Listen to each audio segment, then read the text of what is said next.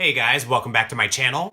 So this week I picked up the new Wet n Wild eyeshadow palettes. I don't know if any of these are new, but I know that they're definitely repackaged. They've obviously given them a new look.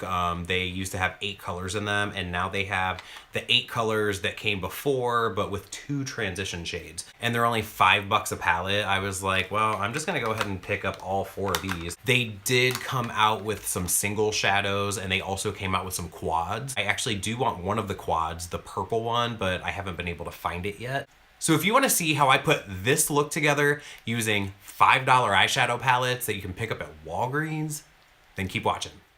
So I'm just going to start with a really quick wash of this transition shade right here from the NUDE Basic Peach palette. Now these shadows do have quite a bit of fallout.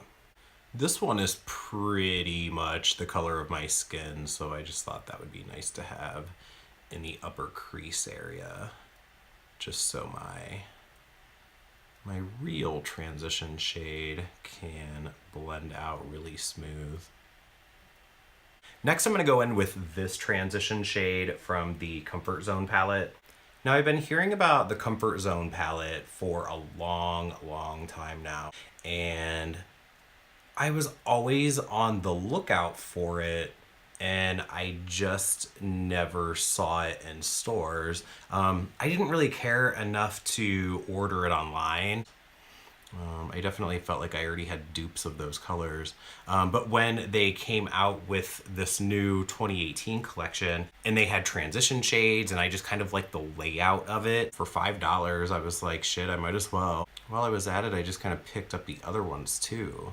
But yeah, I think that the matte transition shades that they included into these new palettes are just as pigmented and just as blendable as any of the other transition shades I have from any other brand. I'm going to take this darker transition and mix it with some of this orange color right here. I figured that I might as well make a video using these palettes while all of the shadows were actually still in the palette, because you know what's going to happen as soon as I'm done making this video is that I am going to depot all of these and plop them into one of my Z palettes. I did just get that JD Glow Colossal Pro palette, and I filled it up. Once I do a couple looks with these Wet n Wild palettes, I'm gonna jump into that giant palette and start using some of those colors. Now, I think I want to take this kind of like bigger and more outwards, but I always like to start by really going into my actual crease and just kind of building up that color and then kind of going out from there. Yeah, so I'm not putting any more product on there because it doesn't need it. I mean, once I loaded up that brush with that eyeshadow, it really kind of stays in there. It stays in those bristles. These shadows are really pigmented. And again, there is a lot of kickback. There is a lot of fallout from them, but you just have to be, you just have to be careful about that. But they go on well and they blend out really well too, so.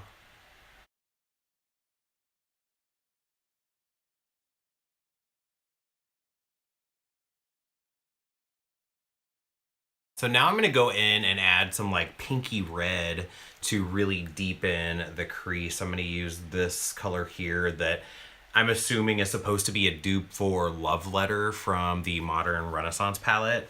One affordable drugstore makeup brand that I'm really curious and very hesitant to try is the Essence brand.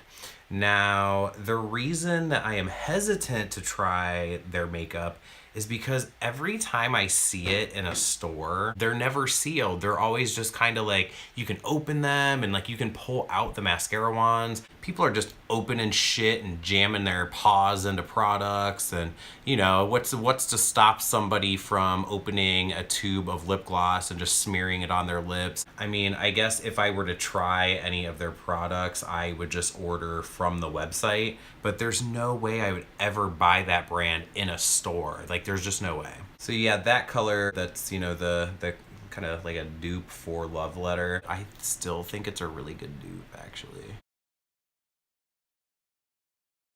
I definitely want to go into this Nude Awakening palette. I am gonna head, you know, straight for the warmer color in there. Now, I'm just kind of stamping this color onto my outer V to start with. In my socket here, I'm just kind of like quickly stamping in a back and forth motion, just so we can get a little bit of a blend there. I still want to keep this color separate from like the orange that's above it. And I mean, so far I've only used 2 brushes. I've used this Morphe M433 and I have used the M573, which is a larger, fluffier brush, just to kind of blend everything out a little bit. But again, so far we're only using 2 brushes, and we're 15 colors in at this point. I don't know. I'm going in with the MAC 221, and I'm going to use this dark kind of slate. It's like is it a black? Is it a gray? Almost really on the outer part of my lid, really. And then just kind of lightly blend that out into the crease just a little bit. And again, with that one, I'm not really going to blend that one out too much at all, because I feel like if I try to blend this out into anything, it's just going to look really, really muddy.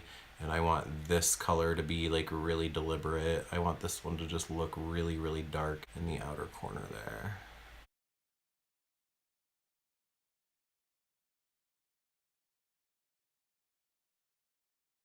And then on a smaller pencil brush on the Morphe E36, I mean, I guess that I never really use a setting spray on a matte eyeshadow, but clearly that is helping things out so much.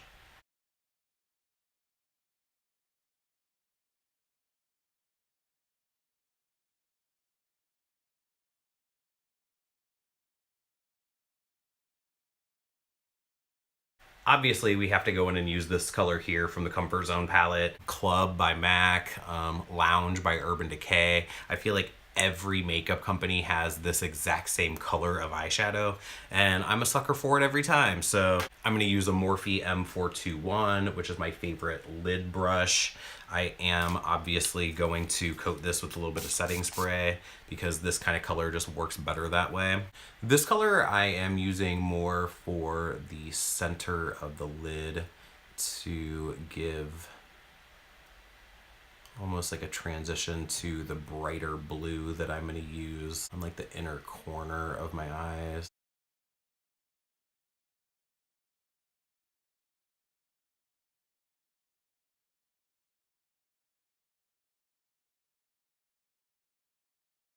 Now, I've not used this shade yet. This is the blue color from the Not a Basic Peach palette.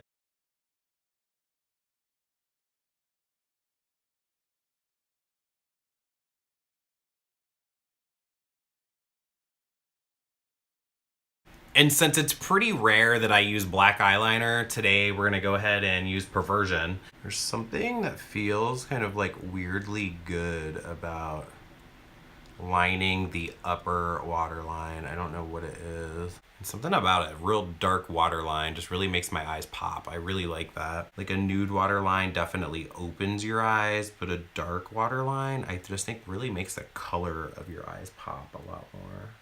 After I get my liner on my waterline, I always have to go in with a pencil brush and just kind of like blend it out, because I want to make sure that that color gets in between all of my lashes down here, because I feel like if you don't take a second to like kind of blend that in, then you just really see those gaps or like those bald areas between your lashes.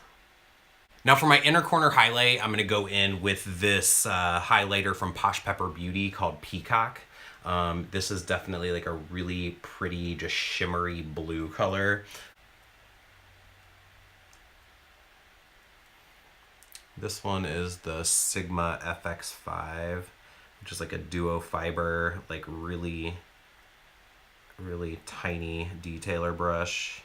And then to give a little bit more intensity to that highlight, I'm gonna go ahead and use a tiny little detailer brush. This is from the vegan collection from Morphe, so it doesn't actually have like a number. I don't know if they sell this separately, but I think this is kind of like a spot concealer brush.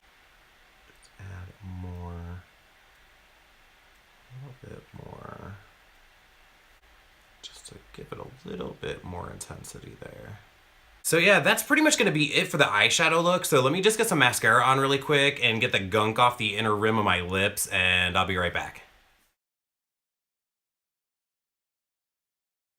Okay, so that is the final look using, again, $5 eyeshadow palettes.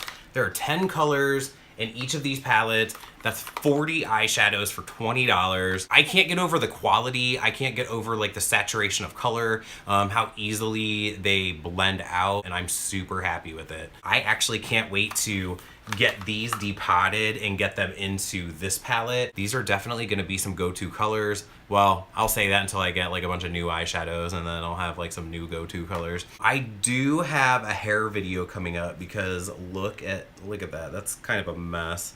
I think we're finally at a point now where it's time for not only like the root touch up, but it's also time for a touch up on the highlights as well. And it might be time to kind of trim up the ends a little bit. You know, I do my hair color and I do my hair cuts myself. So I think I'm gonna make a video on that. So if you like this look and if you like this video, give it a thumbs up. Don't forget to hit the subscription button down below. Tell all your friends about it, and I'll see you on the next one.